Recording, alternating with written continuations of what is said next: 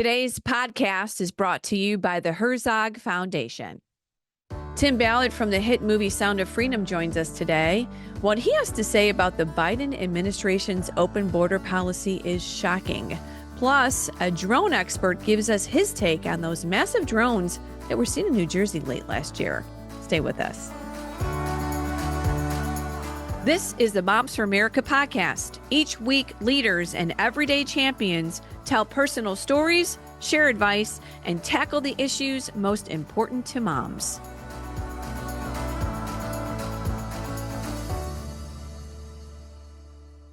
Hi, moms. I'm Debbie Corlitis, your host, and welcome to the Moms for America podcast. So glad to have you again this week. Every episode, we get together to inspire, encourage, and educate moms in their journey through motherhood. All right, moms, let's get on to today's program. Well, we met up with Tim Ballard recently at CPAC, and Tim has spent over a decade working as a special agent for the Department of Homeland Security. There, he worked as an undercover operative helping to dismantle child trafficking rings in the U.S. and in multiple foreign countries. After his tenure working with DHS, Tim left to start his own non-for-profit, which is chronicled in the famous movie Sound of Freedom. Saving children is the fight of his life, which he continues to this day. Many of you know the man sitting at the table here, Sound of Freedom. Your story was amazing. What you have done to save children. Thank you so much. Tim Ballard is at the table here. We call him the Anti-Child Trafficking Task Force man himself. Thank you, Tim, for stopping by. Thank you for what you guys are doing. We're all on the same page. Exactly. We're all worried about our kids. Yep. We're worried about America. We're worried about our freedom. All of a sudden, it seems like just yesterday was the movie came out, and it was everybody went to go see that movie. Were you just surprised? I was shocked. I mean, when the producers came to me, I don't know, 8 years ago, and said they wanted to do a movie about this, I told them it's a very bad idea because no one's going to show up. I can't even get my neighbors to talk to me about what I'm seeing and what I'm doing. Because this topic was so heavy. It's so heavy, and you know, the movie came out, it was done 5 years before it came out, done. And Disney owned it, shelved it, every studio turned it down. And I was like, I told you, I warned you. But then at the right time, God touched enough hearts, over 100 million around the world, and I understand it's the second highest grossing independent film of all time. I mean, so it opened eyes, and there's literally bills around the world called the Sound of Freedom Act, and God has blessed us with doors opening everywhere. I could basically go visit almost any president. I even had Vladimir Putin invite me to Moscow to screen it with him. Wow. I was working to rescue Ukrainian kids at the time, so I declined the invitation. But we can basically access the government leaders that we need to, and that's what we've been busy doing these last years since the movie, is going and helping them reorganize and implement anti-trafficking programs, how to do it effectively, efficiently, and of course campaigning for the trafficking on the border, and I mean that's just a mess that if people knew the truth, they would be absolutely sick at what Biden and Kamala have willfully done. They're the two biggest traffickers in the world, in my opinion. They have more blood of children on their hands than anyone, if you know the details. I spent 10 years on that border as an undercover operator, and they continued working. And so few of us understood what was happening. It was willful. They knew what they were doing. It's no coincidence as they opened the border. So when you say it's willful, they knew what they were doing. So let me break down how because that sounds just too broad to me. I'm like, yeah, okay, let's talk. So everything I'm going to tell you, I personally briefed to Kamala Harris and the entire Senate Judiciary Committee. Right. So claiming ignorance won't pass. Right. So basically, when you look at like smuggling drugs, right? There's 3 steps. Okay. The first one is acquisition, easiest. Okay. The last 2 are very difficult, which makes the price of the drug, if you get past steps 2 and 3, it triples in price. The cocaine, right? I see. And that's crossing the border, and that's delivery to the consumer. Okay. That's the dangerous part. That's what makes the drugs go up. Same with children, right? The acquisition of the children is easy. I met last year with the president of Honduras. The next day, the president of Guatemala, one super conservative, one super socialist. They didn't care. They both said our children are disappearing at rates we've never seen before, and we know they're being sucked into the United States. So what's going on is it was very politically calculated. Open the borders, Right. let the kids in. 60, 70 million illegals come in. It's no coincidence that Kamala Harris at the very same time was going around the United States trying to pass no voter ID. So it was a political power move. Sure, sure. They think 60, 70 million Deep people are state, going to vote yeah. Democrat, even though most Latin Americans, their hearts are conservative if they don't understand They're voting against their values. Yeah. So, but the point is this: those last two steps were being performed by the Biden-Harris administration. Right. They were the setup. That was the setup. Because here's what they did: they go to the kids come in. Yeah. They go to DHS, passes them off to Health and Human Services, who pass them off to these NGOs. NGOs that you would trust, like Catholic Charities, who probably started with good intent. But ultimately what happens, based on laws and precedents like the Flores settlement, things of the past that were well-intended but ultimately malicious, is if a child shows up, there's a small window of time in which they have to be delivered to family or their sponsor. Okay. So with the mass coming in, and Right. they took away the biometrics, the DNA, Trump had them. Right, they had all Biden that took them testing, away. right, to prove that that was actually your Right. child, your dog. As it turns out, when we had those biometrics machines in place, we determined that about 30% of those kids actually belong to the family that they claimed to be part of. Okay. Biden took it away for plausible deniability. So the other 70%. Are children who've been kidnapped, and children that the presidents of Guatemala and Honduras and others are saying were our children. So they go to these NGOs like Catholic Charities and others, and they have a small window to deliver the kids. Well, they know that the phone numbers of the sponsors are written on the kids' arms and a piece of paper, and they've been instructed, the NGOs under Health and Human Services, to call the phone number, confirm that they want this child, no background check, and Safety precautions. Nothing. I mean, I adopted 2 children that we rescued, okay? It took us 4 years. I rescued them. And it took us even 4 years for the background checks to make sure that these children are going to the proper place.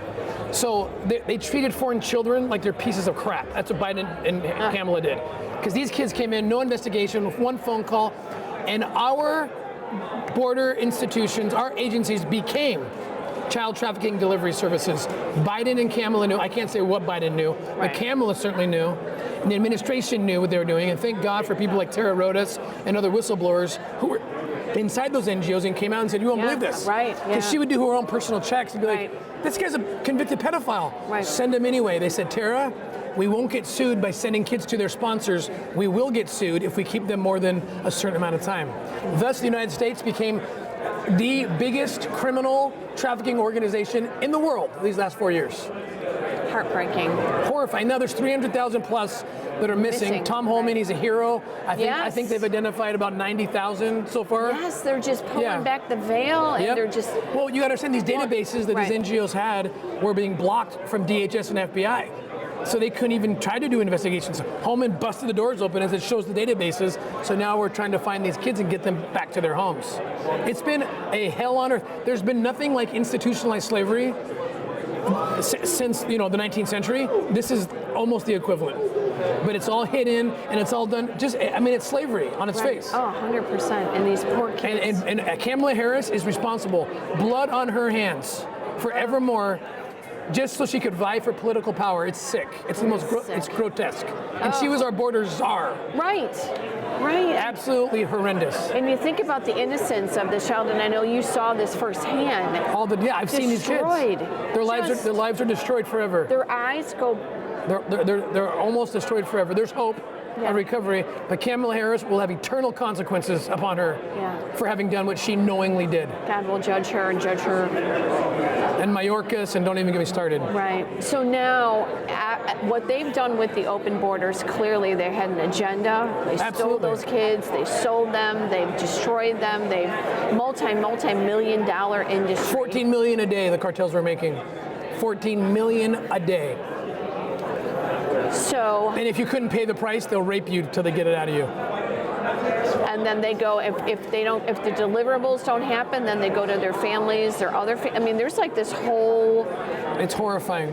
I mean, you know the circle more than I have. I've just watched your movie. I've just listened to this from other people that have. Where are we now? What do you think's going to happen? We're in a pretty good now? place. You got the right guy in charge, Trump and Homan.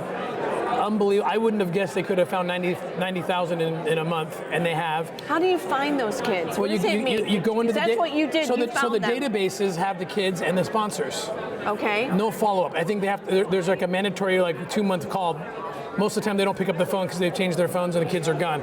I mean, we see patterns where dozens of kids are being sent to the same address, but no one does a thing about it because they're making billions of dollars. I mean, the CEOs of these NGOs are making millions. We've even caught some of the NGOs on the Mexican side facilitating the trafficking. More kids, more money. I mean, I have to suggest everybody watch James O'Keefe's Line in the Sand. He exposes the whole thing. Step by step exposes, or anything by Ryan Mata.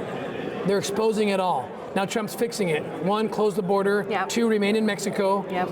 And ultimately, I was the chairman of the White House Council to End Human Trafficking. The ultimate solution to this problem, after border enforcement, remain in Mexico, just attach all of our immigration, because I'm very pro-immigration. I have 2 kids who are immigrants. Sure. You can be very pro-immigration and anti-human trafficking at the same time. Of course. Believe it or not. Right. Kamala will tell you otherwise. Right.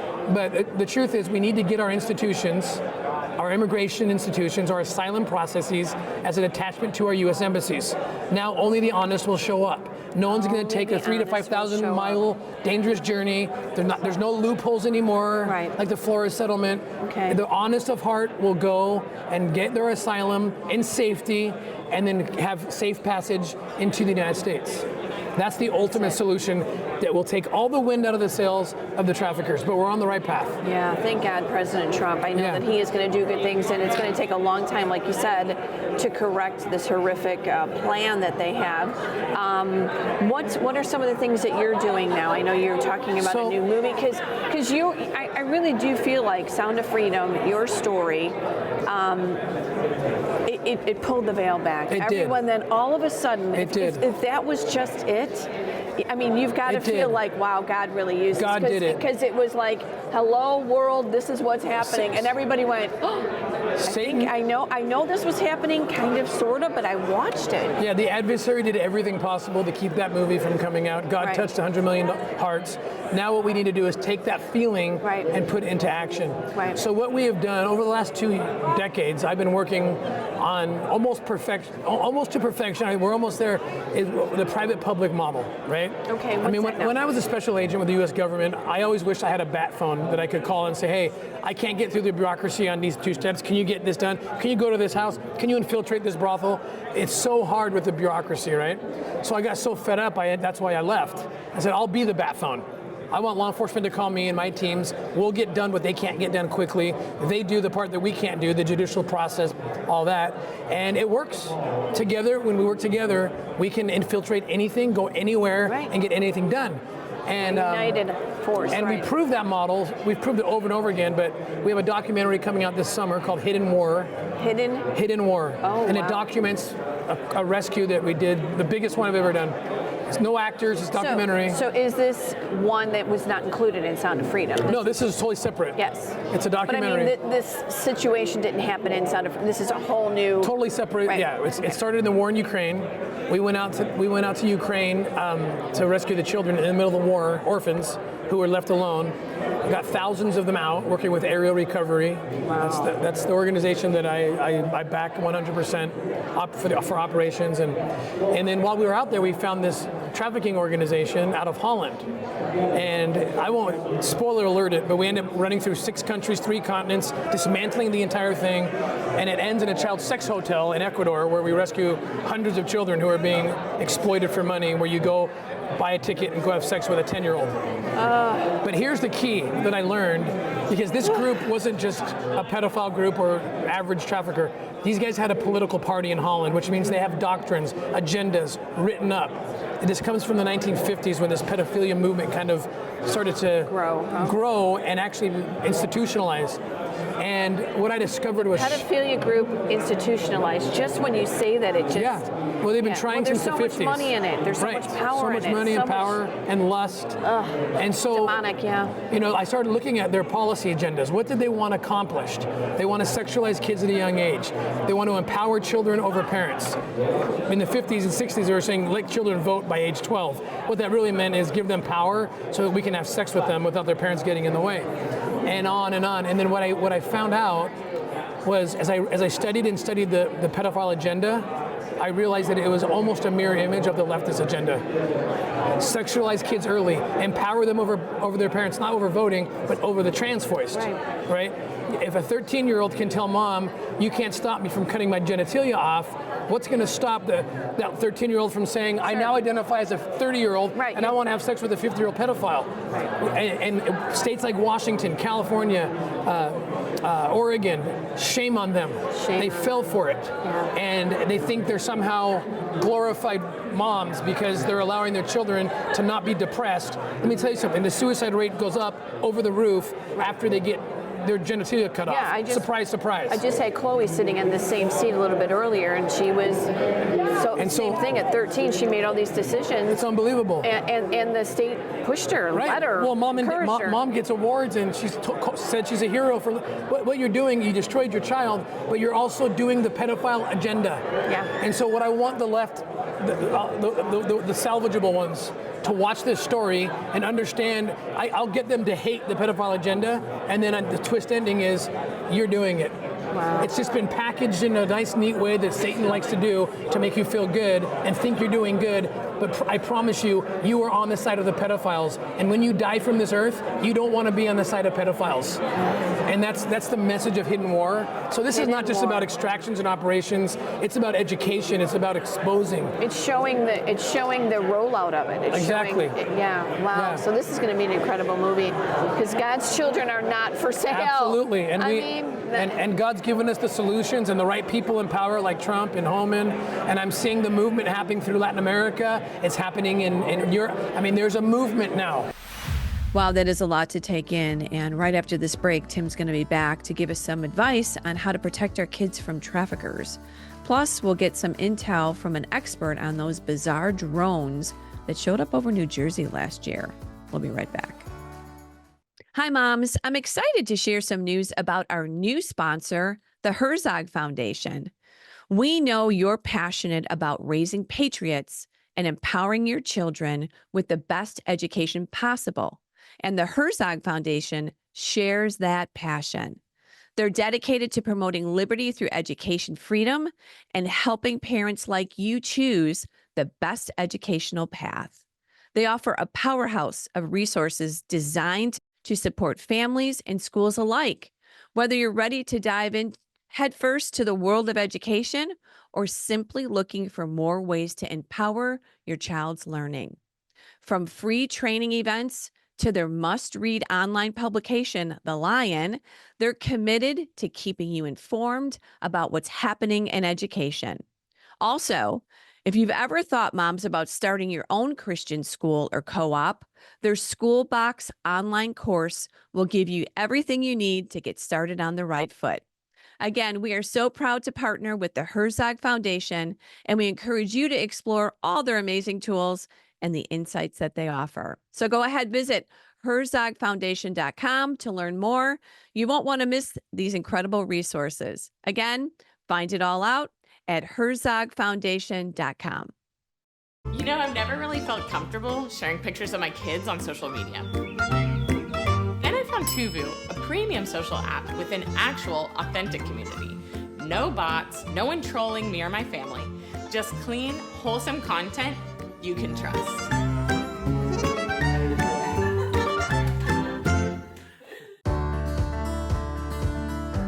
All right, welcome back, moms. Before we continue our interview here, we'd like to invite all of you to like, subscribe, and share the podcast with the moms in your circle. This is how we get our information out. Please do like, subscribe, and share. Also, if you have an idea or a topic or a guest, you can email me at podcast@momsforamerica.net. I would really love to hear from you. Lastly, I want to invite all of our moms listening to join the Moms for America movement. If you are not a part of our sisterhood or our motherhood, whatever you want to call that, you should join us at momsforamerica.us. We are the ultimate support group, and we are here for you, moms. We are uniting all across this country. We are fighting for faith, family, freedom, and the Constitution. So please check us out at momsforamerica.us and join the movement there. Where is the U.S. as far as trafficking? Meaning, I hear like the borders are open, we bring the children in, we sell them here. Horrible, horrible, horrible. What's happening in America with American The same thing. kids? I'll tell you. So there's hundreds of thousands of missing right. children, and they just call them runaways. No, it's not. Right. I'll tell you a case I'm working right now. I'm going to change the location because it's ongoing. So foreigners come in, foreign traffickers. They bring in real good-looking. Let's just say it's Fort Myers, Florida. It's not, but okay. And they come in, and these traffickers, they rent out Airbnbs. They bring in model-looking teenagers that go online, look for good-looking, troubled young girls, 14, 13, 15, or whatever. They find them. They know the signs, right? And we're working a case right now. Just last week it started. Where this beautiful family, very religious Christian family, their daughter just got rebellious, like daughters do. Okay, I have some rebellious daughters, right? And they lost her phone privilege, so she went and got a burner phone. She got lured out by one of these real good-looking foreigner boys. Come be something. Yeah. Come meet me. They end up in an Airbnb. Full of cash and Louis Vuitton this and Gucci that, picked up in fancy cars, and then she was told we're going to go on to a yacht. I can't say much more because we're dismantling this right now with the police, but that's how they do it. Now, the only reason we rescued her was because her father, she had logged into the same apps on her burner phone that were on her original phone. So her father saved her life by grabbing that phone, tracking the Snapchat, taking screenshots, because Snapchat disappears on purpose. That's why traffickers use it. It's as an auto delete. That's why traffickers use Snapchat. Yeah, be careful on Snapchat. No, parents, don't let your kids have Snapchat. And so he was able to engage directly with the traffickers, saying, we're after you, we're on to you. And so she later would say, they said I was too hot, there's too much emotion around me. So they left her in a park, drugged up. This is a high scale area in the United States. I'm not going to say the name, and then if the police find her, and I'll be honest, the police didn't know what to do. They just said, we found your runaway here. And luckily I was on the phone and said, no, this is not a runaway case. Get her to the hospital, get her a rape kit. Let's get going. This is much deeper than you think. And since that time, we've dismantled 90% of it. We know who the bad guys are, where they are, how they're doing it. But this is how they're trafficking our kids. So when you hear the stat, 200, 300,000 runaways, no, they're likely in different parts of the world being raped for money. Well, this is terrifying because I know that parents that are listening, the moms that are listening, if you have a rebellious child or an awkward teenager or whatever, maybe they have some kind of mental illness, right? That's right. Right, and they're being a teenager on social media is a very hard thing. I didn't have to go. Right, they're in a challenging situation. The predators know how to get to the prey. That's right. And they're looking for those exactly signs. What to do. Either immodest on their Instagram. You can tell the way that they're speaking. They know exactly what to find, and I can tell you as a trafficker, pedophile hunter, I can tell you that they know exactly what to look for, and I know what those things are. So what do you tell the parents? Okay, one, I'd say stay off. You've got to look. You've got to bring. There's two communication sources your kids need to learn from a young age: your parents and God. Amen. If they're not communicating regularly with their parents and God, then they're in trouble. That's their number one protection. So what I mean by that is God will touch them. God will talk to them, even in their most dark phases. But you've got to establish that early. Also, don't let your kids dress like sluts. Don't promote that. And you know, dads need to be the love of their lives. Because when dad says, "Where you going? What you wearing?" That's right. Oh no, it's not. I mean, the moms end up kind of wrestling with the girls a little bit, like, no. That's right. The dads come in, they're like, no. Yeah.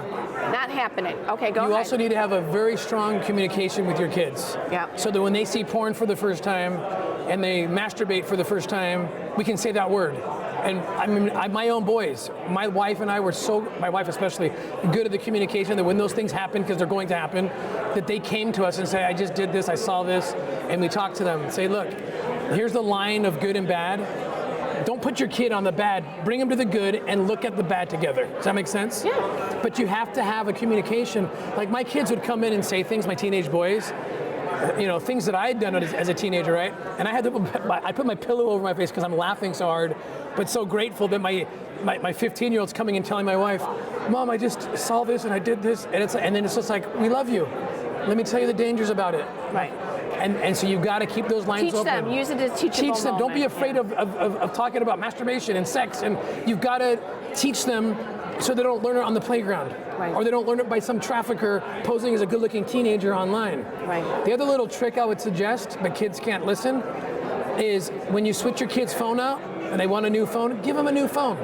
Look, I don't know about, my kids all get their phones when my wife tells them, when God tells my wife it's time. And it's been different ages. It's like some kids ready at 15, some kid might be ready at 12. You're right. Start with like a Gab phone. Look, Every child is different. Their maturity level, yes. I'm not a proponent of taking phones away. That's like giving a kid at 18 a card and say, here you go. No, you got to teach them because they have to live in a world of social media and the internet. So don't block them, teach them, and teach them the right thing. Now, when you switch out a phone, keep the other phone and stay logged on. Oh. So you can be monitoring your kid. There's also most internet service providers, you can call them, and they can give parents tools to do that anyway. Right. Yeah, you're spying on your kids. Guess what? You're allowed to do that as a parent. Spy on your kids to keep them safe. Right. So yeah, you're going to spy on your kids.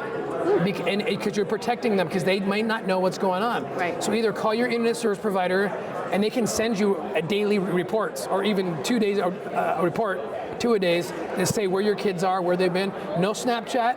No Snapchat. No Snapchat disappears automatic. Don't let them go there.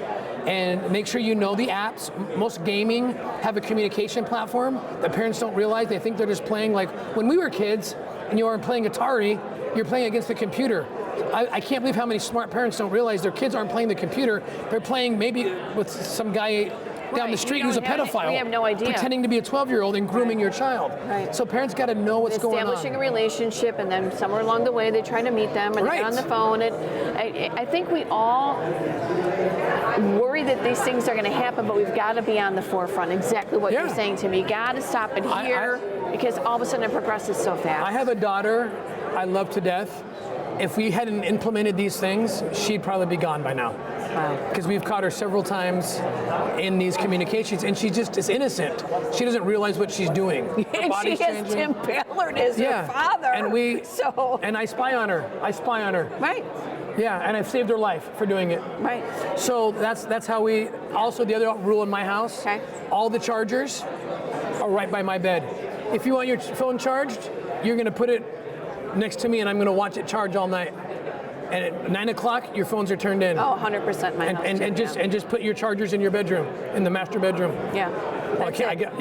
You're the protector, you're the keeper. That's right. And you got to do it all. Thank you so much. Again, remind the audience again, the movie that's coming out. Hidden War. We haven't started advertising quite yet. Hidden War. It's going to change the world. It's better than Sound of Freedom, and there's no actors. It's all real. You won't believe the story. And the lessons to be learned I hope are going to change the world. Keep doing good work. Thanks, Debbie. Thank you so much. Thanks for what you're doing.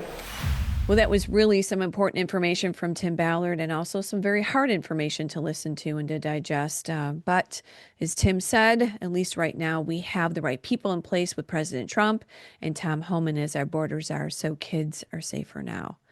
Next up is my interview with drone expert John Ferguson. He is the CEO at Saxon Aerospace, which manufactures custom remote aircraft.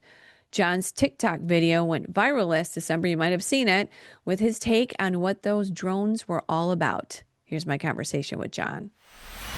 Welcome officially to the Moms for America podcast. Thank you. I appreciate you having me on. Oh, this is so interesting because everybody was all up in arms and still probably are, would like to get some answers about the whole drone hysteria. Yeah. Clearly. I mean, because people were unsettled by it.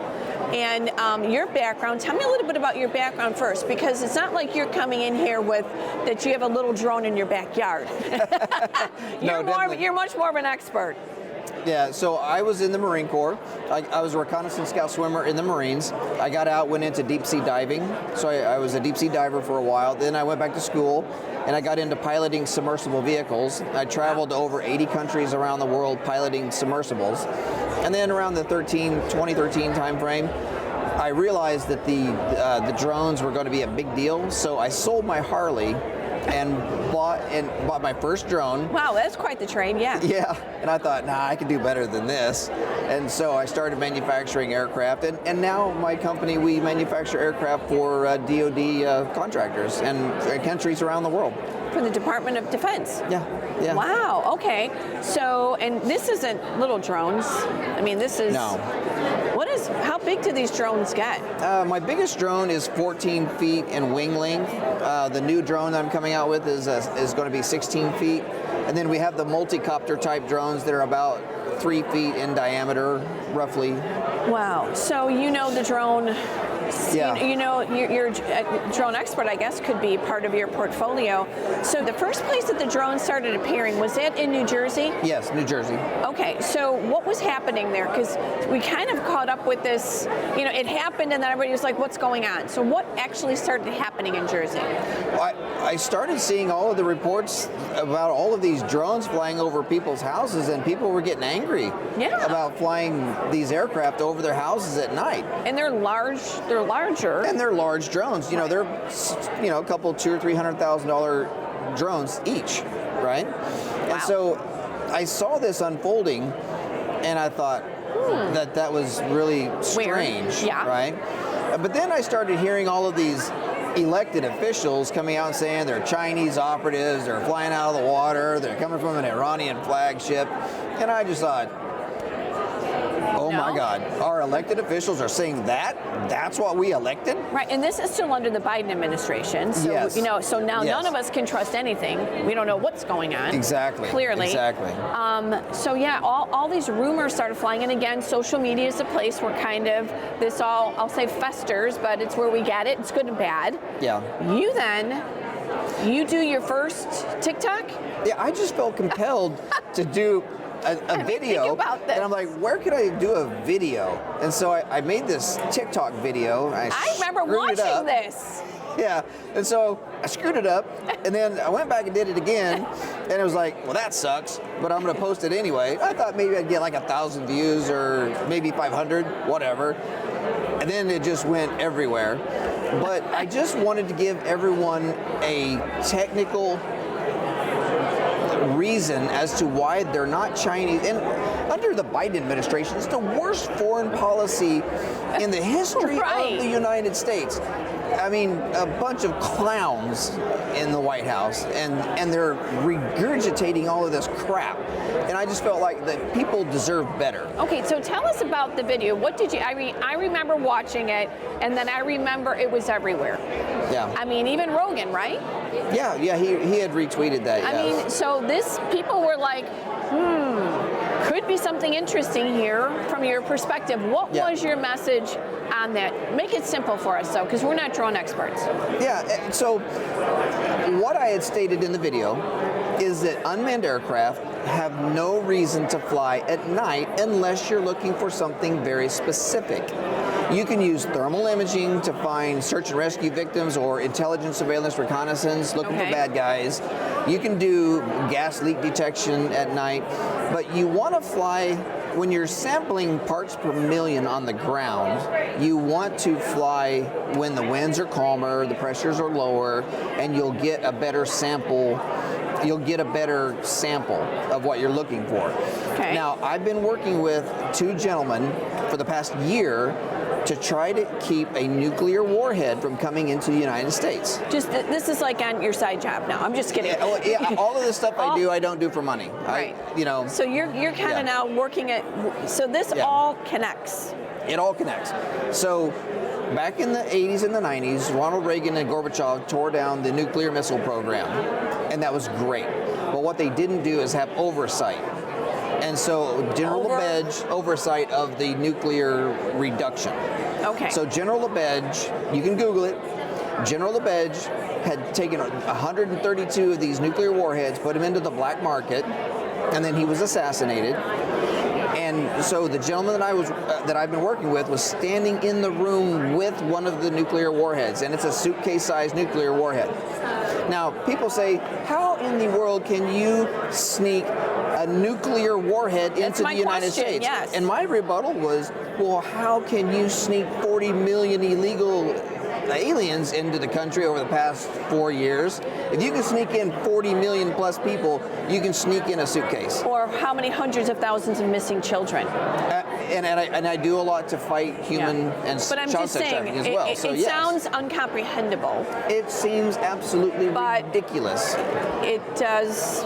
I mean, obviously, there's Yeah. issues, Yeah. clearly. So continue. 'Cause So they approached me and said, "Hey, we're not getting anywhere. The Biden administration keeps slamming the door in our face. You have somewhat of a political footprint. You can get to people. Can you help us?" I said, "Sure." So I went and called the Biden administration, and I got doors slammed in my face. Sure. And I thought, you know what? I'm not going to take this crap. The American people deserve more than this. So I made the video thinking I could get to 1,000 people, and then it got over 500 million views across all the platforms. And Joe Rogan and Unbelievable. Patrick Bet-David, Tudor Dixon, Yes. all of these wonderful podcasters, the Canadian Prepper, all of these people had done these stories on, and it just went everywhere. I remember someone said, just like HMMMMM, ... like, Yeah. interesting. But the thing is that people just they can't take away my experiences, right? And you would think that it would get better, but it's only getting worse. So we know that the warhead that is inside the United States is a 20 kiloton nuclear warhead. Okay. We don't know Wow. if it's been serviced or not. They have to service them every 7 to 10 years. If you don't service them over the 7 to 10 years, then they become kind of like dirty bombs, and that doesn't do that much good, as far as cataclysm is concerned. But we also know that the Ukrainians have one that's a 5 kiloton nuclear warhead that is being serviced and is to be sent over to take out Putin. Wow. And Putin knows this. This isn't breaking news for him, right? Right. He knows this. So The bad guys are always trying to. but what better way to start a war between Russia and the United States than lighting off a couple of nukes and blaming it on each other? And that's what these were supposed to do. And we also, So the drones were actually doing what then? so you can go on the you internet use- and right. buy a sensor and put on your drone, and you can go and detect radioactive material. And that's what I said they were probably more than likely doing. You use the word sniff. Yes, because we're sampling parts per million on the ground, and that's it's kind of a layman's term for taking samples on the ground, and that's sniffing. We would sniff for gas leaks. Oh. We would sniff for radioactive material. So more drones came. Yeah. And they were kind of everywhere. Was this Yeah. part of this, or were these copycats, or was this where did it starts here and it seemed like it just exploded? It did. There were hundreds, if not thousands, of these large drones, and everybody was saying they're Chinese and Iranian and all this other crap, and I was like, no, they're ours, because they have nav lights on them. They're trying to avoid air traffic. They're really trying to follow FAA guidelines, Okay. and so you cannot fly a drone in the airspace without the FAA knowing about it on a commercial level. That's what everybody was asking. How Right. could this be? So they know about it. The FAA knew about it. They know about it. The administration knows about it. Everybody knows about it, but they're just not telling the American people because, President Trump was going to come out and disclose all of this stuff. But as he got into office, he probably had the powers that be would probably say, Mr. President, you might want to not say so much about this right now, because if he were to say they're sniffing for radioactive material, you would evacuate the entire eastern seaboard, and you don't want to do that. Okay, well, here's the other question that I have. All the drones, all the drone talk, no drones. No. They're still flying.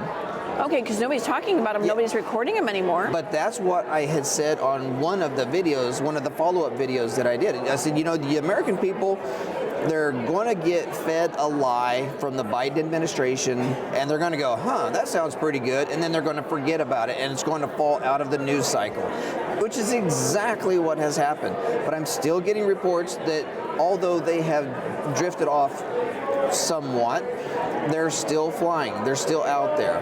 I'm still getting reports even today. So yes, but that's what the American people have allowed this to turn into, is just a big nothing burger.